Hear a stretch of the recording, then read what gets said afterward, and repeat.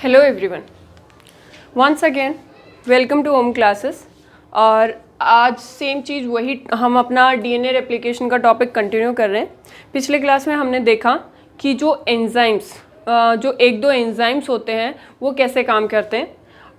अगर वो चीज़ समझ नहीं आएगी आपको तो ये वाला पार्ट आपके लिए समझना थोड़ा डिफ़िकल्ट हो सकता है। अगर या तो फिर आपको उन चीज़ों की प्रॉपर्टीज़ पता हो जो हमने पिछले क्लास में देखी थी, ठीक है। तो और अगर आपको नहीं पता है तो please go watch that video, ठीक है। तो डीएनए रेप्लिकेशन इन प्रोकार्योट्स, हमें पता है कि जब हम प्रोकार्योट्स की बात करते हैं तो इसके पास क्या होता है, डीएनए होता है। और स्पेसिफिकली हम यहाँ पे जो बात करेंगे और आपके हर जगह पे जो क्वेश्चंस आते हैं वो सिर्फ ई कॉली से आते हैं, ठीक है। तो प्रोकार्योट्स का जो डीएनए होता है वो आप सबको पता है सर्कुलर होता है, इस तरीके से होता है, ठीक है। ये प्रोकार्योट्स का डीएनए होता है, सर्कुलर होता है। अगर हम यूकारियोट्स की बात करें तो यूकारियोट्स के अंदर क्या होता है, न्यूक्लियस, और न्यूक्लियस के अंदर क्या होते हैं, क्रोमोसोम्स। और इन क्रोमोसोम्स के अंदर जो डीएनए होता है वो क्या होता है, वो होता है लीनियर। तो हम पढ़ क्या रहे हैं, प्रोकार्योटिक। तो आज जो रेप्लिकेशन पढ़ेंगे वो हम सर्कुलर डीएनए के अंदर पढ़ेंगे, ठीक है।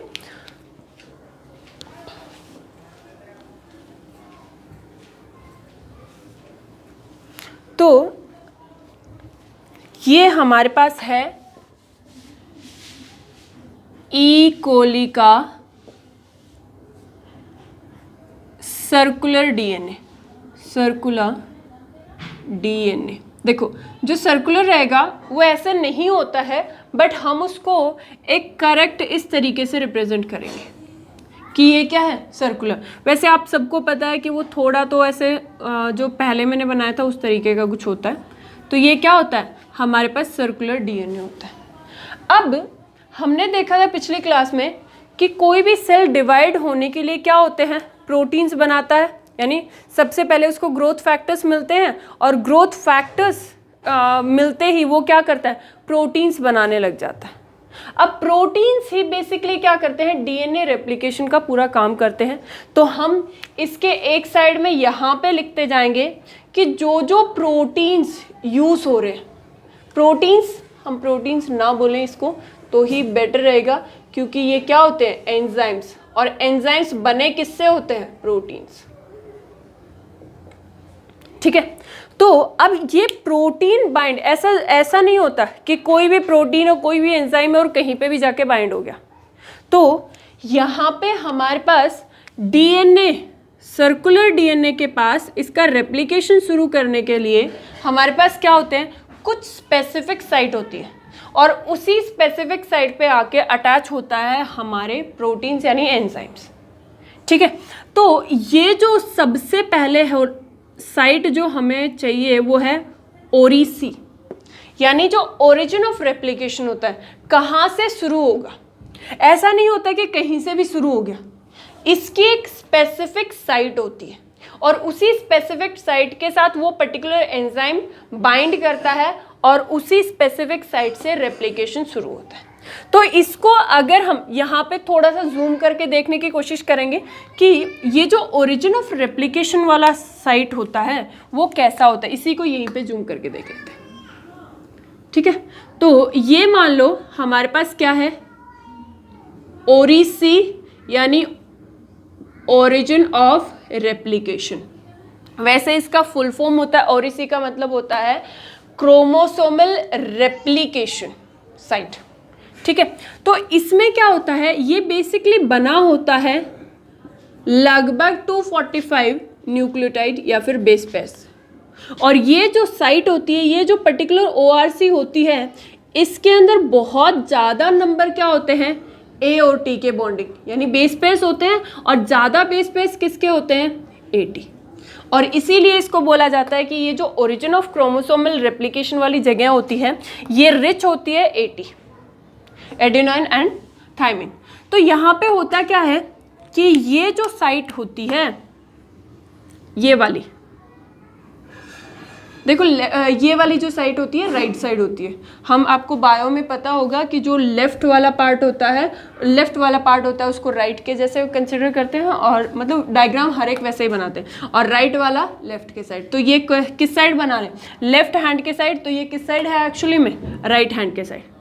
तो ये वैसा ही दूसरा और ये तीसरा। देखो ये जो साइट होती है इसको हम बोलते हैं 13 अगर कोई चीज एक से बनी होती है तो मोनोमर। तो ये कितने बेस पेस से बनी होती है? ये 13 बेस पेस से बनी होती है, और 13 बेस यानी 13 वैसे ही ये भी 13 ये भी 13 वैसे ही एक साइड देखो इसके बीच में न्यूक्लियोटाइड्स होते हैं, ठीक है। तो यहाँ पे 9 न्यूक्लियोटाइड्स, दूसरा 9 न्यूक्लियोटाइड्स, 9 न्यूक्लियोटाइड्स और 9 न्यूक्लियोटाइड्स। ये कितनी साइट होती है? 1 2 3 4। 4 इसके 9 होते हैं और 3 13 होते हैं, ठीक है। तो जैसे ही किसी भी सेल को ग्रोथ फैक्टर्स या फिर किसी भी वजह से इंडिकेशन मिलेगा कि हाँ अब सेल को डिवाइड करना है, तो अब सेल को डिवाइड करना है, तो यहाँ पे सबसे पहला जो प्रोटीन यानी काइंड ऑफ एंजाइम आएगा, वो कौन आएगा? वो आएगा डीएनए। डीएनए को देखो, इसको ये वाला लिखते हैं कैपिटल डी और दूसरा NA और ये कैप्स में डीएनए ए। अब ये जो डीएनए ए प्रोटीन होता है ये यहां पे सेल में घूमता रहता है, बट जैसे ही इसको सिग्नल मिलेगा कि हाँ अब क्या करना है, डीएनए को रेप्लिकेट करना है, इसका नंबर इंक्रीज करना है, तो ये क्या करेगा? ये एटीपी से बाइंड हो जाएगा, और एटीपी से बाइंड होके अब ये ढूंढने लगेगा सेल में कि इसको 9 कहाँ पे दिखाई दे रहे हैं, और जैसे ही इसको 9 दिखाई देंगे ये 9 के साथ जाके अटैच हो जाएगा। इसको मैं यहाँ पे बना रही हूँ, सेम चीज है, इसको मैं यहाँ पे बना रही हूँ, ठीक है। ये आपने आई गेस लिख लिया होगा, तो प्लीज एक बार मैं इसको रब कर रही हूँ क्योंकि बहुत ज़्यादा होच पोच हो जाएगा यानी। तो ये क्या है? ये कौन सी साइट है? ये 9 की साइट है और ये 13 तो जो प्रोटीन ए होता है वो किसके साथ, एटीपी के साथ आके किसके साथ बाइंड करता है? ये बाइंड करता है 9 के साथ, और इसको हम ऐसे भी ना बना के हम इसको बनाएंगे ऐसे। तो ये क्या है? डीएनए प्रोटीन ए किसके साथ बाइंड हो गया? 9 के साथ। अब आपको पता है कि जैसे सीक्वेंस यहाँ पे रहेगी वैसे यहाँ पे, वैसे यहाँ पे, वैसे यहाँ पे। तो ये क्या होता है? ये जो सीक्वेंस होती है किसकी? 1 2 3 4 5, ये कैसे होते हैं? इन्वर्टेड रिपीट्स होते हैं, इन्वर्टेड रिपीट्स होते हैं। और इन्वर्टेड रिपीट्स का एक सीधा सा मतलब होता है कि ये 1 के जितने भी न्यूक्लियोटाइड्स हैं ये बॉन्ड बना सकते हैं 2 वाले, यानी इस साइड के साथ, ये वाला इसके साथ, ये वाला इसके साथ। तो जैसे ही इसके साथ क्या बाइंड होगा? डीएनए प्रोटीन, साथ में क्या? एटीपी। तो ये क्या कर जाएगा? ये से फोल्ड हो जाएगा। फोल्ड कैसे? कि ये इस तरीके से ऐसे, दूसरा ऐसे। यहां पे क्या है? यहां पे है 13 वाली साइड, 1 2, ये यहां पे पीछे, और ये 3, और इसके आगे क्या है? इसके आगे होती है 9 वाली, 1 2 3 एंड 4। और इसके साथ अटैच क्या होता है? देखो ये यहाँ से इस तरीके से हो जाता है बेसिकली। तो ये क्या होता है? यहाँ पे आया कौन? DNA protein A. ये जो डीएनए प्रोटीन ए है ये यहाँ पे बाइंड हो रखा है। अब ये बाइंड होके किसके कांटेक्ट में आ गया? 13 के कांटेक्ट में। और जैसे ये 13 के कांटेक्ट में आएगा, इसके पास क्या है? एनर्जी है। एनर्जी है तो ये क्या करेगा? इस 13 वाले हाइड्रोजन बॉन्ड्स को तोड़ देगा। सबसे पहले कौन से कांटेक्ट में आएगा? राइट वाला, और धीरे धीरे धीरे धीरे धीरे धीरे लेफ्ट वाला। यानी जो हाइड्रोजन बॉन्डिंग का ब्रेकेज होता है, ब्रेक होते हैं, वो कहाँ से, लेफ्ट से राइट के साइड। चीज आई गेस क्लियर हो गई होगी। कब होगा, किसकी वजह से होगा, डीएनए ए की वजह से। तो सबसे पहला जो प्रोटीन हमने पढ़ा वो है डीएनए ए प्रोटीन, और इसने क्या कर दिया है, इस हाइड्रोजन बॉन्ड को तोड़ दिया है। और तोड़ते, ये हाइड्रोजन बॉन्ड को तोड़ते ही हमारा जो रेप्लिकेशन का प्रोसेस, वैसे तो शुरू तो पहले ही हो चुका है, बट ये क्या होता है, इनिशिएट कर देता है कि हाँ अब ऐसे ही होना है। तो इसको अदरवाइज बुलाया जाता है कि ये क्या होता है, इनिशिएटर प्रोटीन। क्या किया है इसने 13 मर के हाइड्रोजन बॉन्ड्स को तोड़ दिया है। 9 मर के साथ जाके अटैच होता है, बट बॉन्ड किसके तोड़ता है, 13 मर। तो अगला जो हम स्ट्रक्चर यहाँ पे देख सकते हैं वो ऐसे बन जाएगा कुछ। ये ओरिजिन वो ऑफ रेप्लिकेशन वाली साइड क्या हो जाएगी, थोड़ी सी डायग्राम्स का प्लीज देख लेना, ऐसे, ठीक है। तो यहाँ पे ये जो हाइड्रोजन बॉन्डिंग थी ये टूट गई है। कौन सी टूट गई है, 13 मर की। किसकी वजह से टूट गई है, डीएनए ए की वजह से। अब यहाँ पे क्या हुआ कि ये ऐसे हाफ में डिवाइड हो गया। वैसे अब ये इसको हाफ वाला अभी ना देखो तो ही बेटर है। तो ये इसको क्या बोलते हैं, इसको बोलते हैं रेप्लिकेशन बबल। और इस रेप्लिकेशन बबल को अगर आप यहाँ पे बनाओगे, यानी जूम वाली, ये देखो, ये नॉर्मली जो ओवरऑल जो हो रहा है वो, और ये हम ट्राई कर रहे हैं कि थोड़ा जूम में देखने की, समझने की कोशिश। तो ये कैसे बन जाएगा, ये कुछ इस तरीके से बन जाएगा। इसको मैं बना देती हूँ रेड से ही। ये ऐसे, ये ऐसे, और ये आगे वाला जो 9 मर वाला है वो ये ऐसे, इस तरीके से, ठीक है। और इसके बीचों बीच क्या चीज प्रेजेंट है, इसके बीचों बीच होता है डीएनए ए प्रोटीन। ये रेप्लिकेशन क्या कर दिया है, बबल बना दिया है। अब रेप्लिकेशन बबल में ये चीज देखो, यहाँ पे जब हम इसको बीचों बीच से ऐसे कर देंगे तो ये इस साइड भी उसी तरीके से डिवाइड होगा और इस साइड भी उसी तरीके से। यानी जो रेप्लिकेशन का प्रोसेस है प्रोकारियोट्स में वो क्या होता है, बाई डायरेक्शनल। बाई डायरेक्शनल का मतलब क्या है कि वो इस साइड से भी रेप्लिकेट करेगा और इस साइड से भी रेप्लिकेट करेगा, ठीक है। अब जैसे ही डीएनए ए के प्रोटीन ने इन बॉन्ड्स को, यानी 13 मर के जो हाइड्रोजन बॉन्ड है उसको ब्रेक किया, यहाँ पे झट से क्या करता है, एक और प्रोटीन आता है। और कौन सा प्रोटीन आता है, डीएनए सी प्रोटीन।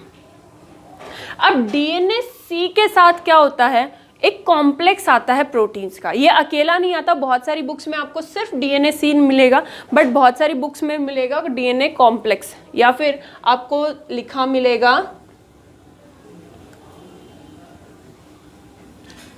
पेरिमोसोम्स, ठीक है।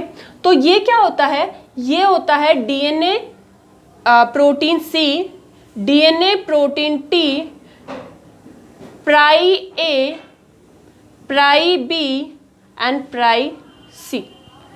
ये प्रोटीन्स अलोंग विद ये क्या करेंगे, ये जाके बाइंड करेंगे।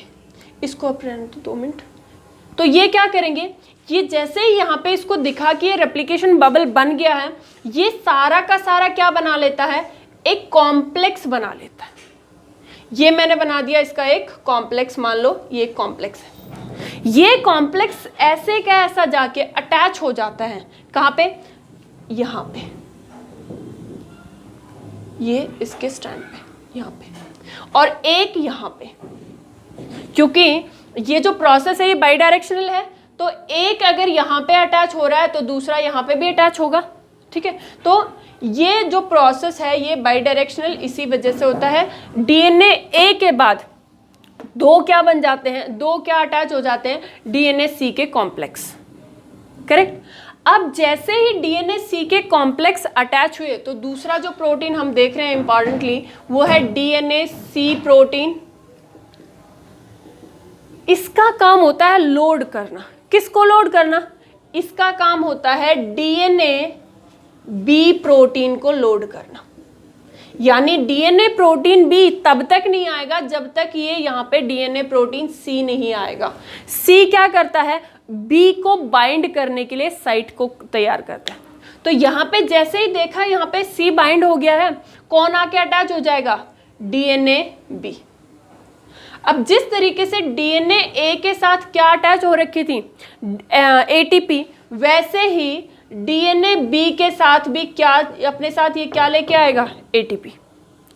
तो क्योंकि ये डीएनए बी के लिए डीएनए सी लोडर का काम करता है, यानी बिना डीएनए सी के होए डीएनए बी इसके साथ आके अटैच नहीं कर सकता।